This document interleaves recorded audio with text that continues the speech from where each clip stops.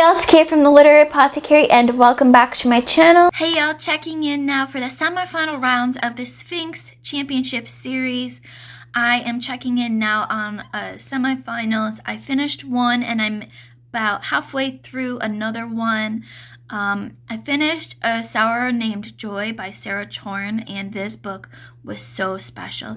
It's a science fiction novella that is quiet and calm and just touched certain things, certain emotions in me that I didn't know I had. I didn't know I needed this novella until I read it, and it was just so special. I gave this one 4.5 out of 5 stars, and it has made me so excited to read more of Sarah's writing. I know her other writings are a lot deeper and more emotional, but I can't wait to add those to my 2024 reading list. After A Sorrow Named Joy, I started A Necromancer Called Gam Gam by Adam Holcomb, and I'm about halfway, maybe a little bit more than halfway through this one, and I'm loving this so much. I love our characters. I love our story. It is just such a fun, cozy horror mystery. I don't know what to describe it, but I love it so much. We have an old woman, an old like grandma type character, Gam Gam, who is the necromancer, and she knits hats and scarves and socks for all of her undead that she calls. And I just love it so much. I can't wait to see where this ends up. But that's it for now, and I'll check in again once I finish A Necromancer Called Gam Gam. Checking in on my Sphinx semifinalists, I finished A Necromancer Called Gam Gam actually a couple days ago, but I was waiting till I could check in again about the next semifinalist. I gave A Necromancer Called Gam Gam 4.5 out of 5 stars.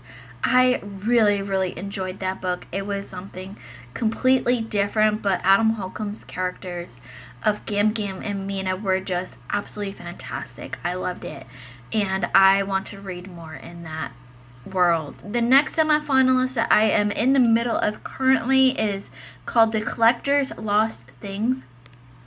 This is by Jessica A. McMinn, and I'm enjoying this one a lot. It's very intriguing. I don't really know how to describe it.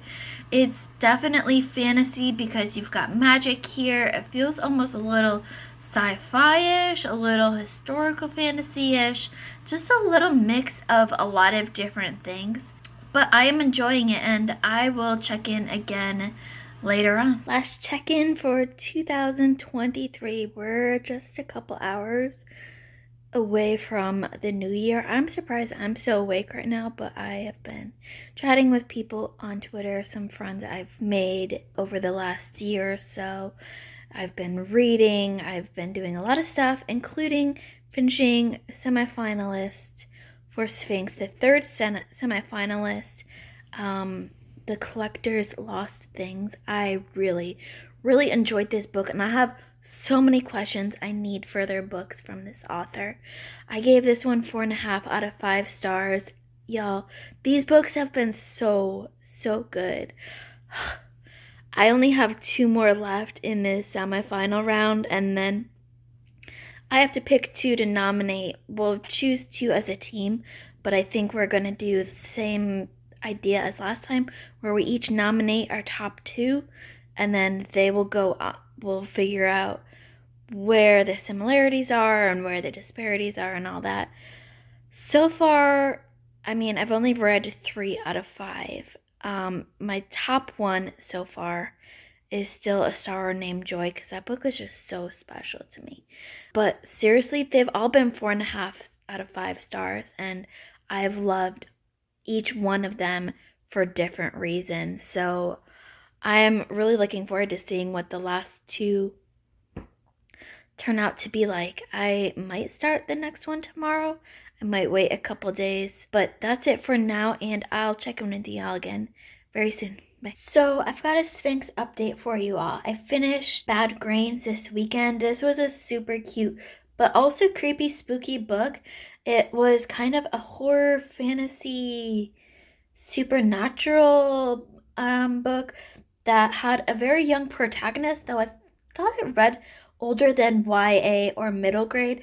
Our main character was 11, and she loves Halloween, but her tiny hometown in Germany does not celebrate Halloween really. Then she and her brother and his best friends are walking home from school one day right before Halloween, and her brother and his friends disappear in a field of grain. And it's up to her to find them and bring them back because no one remembers them. And it was really interesting. I really enjoyed it. I gave it 4.5 out of 5 stars, which I know is the 4th semifinalist I've given that same score to. But thankfully, I've been using my call pile system, so we've got the scores broken down, so it'll be a little bit easier to determine which ones I nominate going forward. Of course, we have to agree as a group which ones go forward, but I'll know which ones I'm sending forward. I am kind of in the middle, I think about halfway through the last semifinalist for our allotment. That's called The Devil's Dagger, and this is like supernatural fantasy, all the different monsters. In this motel, a human was killed with a crazy dagger that has something embedded in it, which I can't tell you what because that'll give away spoilers. Our main character, I think he's the main character, is a were-rat, which is basically a man that's made out of hundreds of rats, which is really weird and the first time I've ever heard about this. So this is an interesting read. We'll see where it ends up, and I'll check in with y'all again at the end of the semifinal round. So I thought I filmed this long time ago when I finished the last semifinalist for the Sphinx in our allotment, and I apparently didn't, or accidentally deleted it. So here I am checking in on The Demon's Dagger by Douglas Lumsden. This novella was a weird one. I gave it, I think, 3 out of 5 stars. It had trolls in it. It had humans. It had a goddess trapped in a statue. It had an elf trapped in a dagger. It had a were-rat who was our main character, and is basically like a human made up of lots of tiny rats that he is able to send out and do his bidding. It's really, really weird book. Not quite the book for me, but you know, maybe it's the book for someone out there that likes weird stuff. I had a hard time trying to decide to figure out what exactly was the plot in this book because it came really late in this novella. So I gave this one 3 out of 5 stars. This is the lowest rating that I've had in this round. Based on the ratings themselves, the 2 novellas that I would select to go on to the final round would include A Sorrow Named Joy by Sarah Chorn and The Collector's Lost Things by Jessica A. McMinn.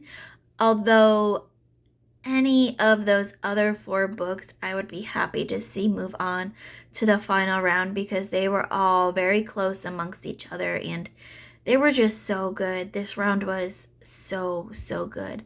So if you've read any of these novellas, of course, let me know what you thought of them in the comments below. As always, my Patreon and my Discord information will be in the description below, and I love you all to the moon and back.